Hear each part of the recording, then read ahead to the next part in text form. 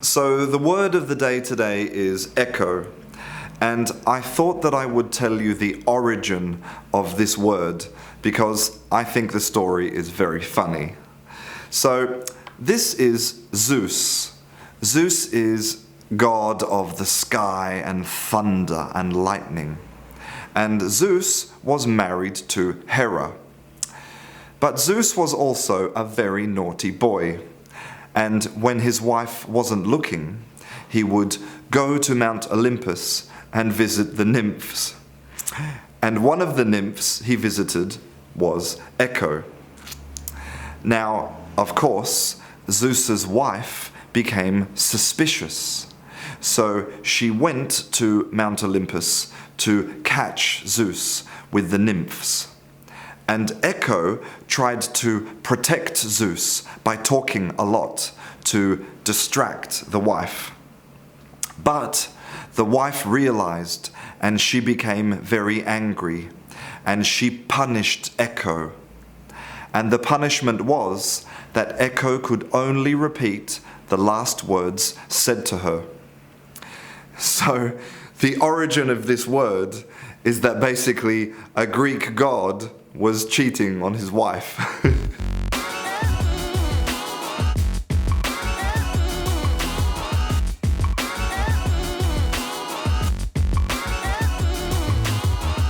Hello and welcome to Canguro English. I'm Christian and today I am going to teach you the truth about adjective order in English. So probably you know that in English there is a preferred order for adjectives. And if you don't use this order, then you don't sound very natural. Sometimes it can sound a little bit strange to native speakers. And so teachers have these lists of adjective order that they use. Like this is a list from the British Council. General opinion, specific opinion, size, age, shape, color, etc., etc. What is the difference between a general opinion and a specific opinion? I don't know. Other people have created like acronyms like this, OSASComp, to help you remember the order of adjectives, and even some linguists have created some guidelines based on years of research. But for me, there are two problems with these lists. The first problem is that it's impossible to use a list like this when you're speaking, okay? You can't stop and think, okay, wait, is it origin? Okay, it's very difficult. And the second problem I have is that all of the lists are different. So which one is correct? And what is the true order of adjectives in English? Well, actually, it's very simple, okay? So here is our noun, and the further we move away from the noun, we move from facts towards evaluations.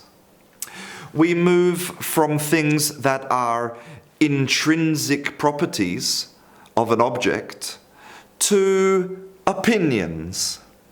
We move from concrete evidence towards what we think about something or how we feel about something. And if we follow this very simple rule, then adjective order actually is quite simple. So let me show you some examples. So I want to describe a house, and I have 4 adjectives: red, beautiful, brick, and old. So which adjective is absolutely essential to a house existing? Which adjective is not a fact, but an intrinsic property of a house? Brick. The brick cannot exist. The house cannot exist without brick. What about the second adjective? Which one of these is not really my opinion? Which adjective doesn't rely on external comparisons? Red. Red is red. And now we have beautiful and old.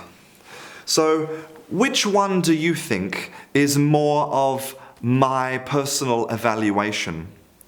Which one do you think is more abstract, less factual? Old. And finally, beautiful. A beautiful, old, red brick house. Let's look at another example. So now we are going to describe a book. So we have 4 adjectives: Italian, leather, small, and black. So which of these adjectives is absolutely essential to the book existing? Okay? Which one is a fact? Well, leather. This is the material of the book. The book cannot exist without this material. So we put here leather. Now we have Italian, small, and black. So now, which characteristic is also a fact? Which characteristic doesn't rely on my external comparisons? Which one is not an opinion? Italian. Okay? Italian is a fact. It is from Italy. I'm not comparing it to other books. It's an intrinsic, essential property of the book.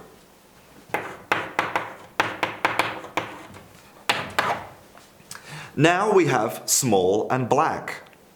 So again, which one of these is not my opinion? Which one of these doesn't rely on external comparisons? Black. And so then we have finally small. A small, black, Italian leather book. So, class about adjectives finished? No. Because now we have to ask why. Why do we put the adjectives in this order? The reason is the way that we process information. What I want to do is I want to give you the most important information first.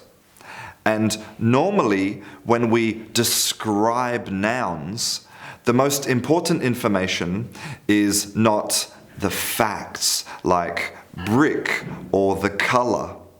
The most important information normally is my opinion, my evaluation. And so that means that adjective order can depend. It depends on what you're trying to say, what you think is important. So let's have a look at an example.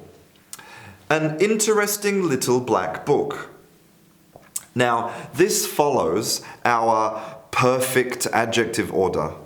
We're evaluating that it's interesting, it's little, it has a size, and it's black. But what if the most important characteristic in our conversation is that the book is little, not that it's interesting? Yes, it's also interesting, but I want to tell you that it's a little book. So I put this first. Or maybe the most important thing in our conversation is that it is little and black.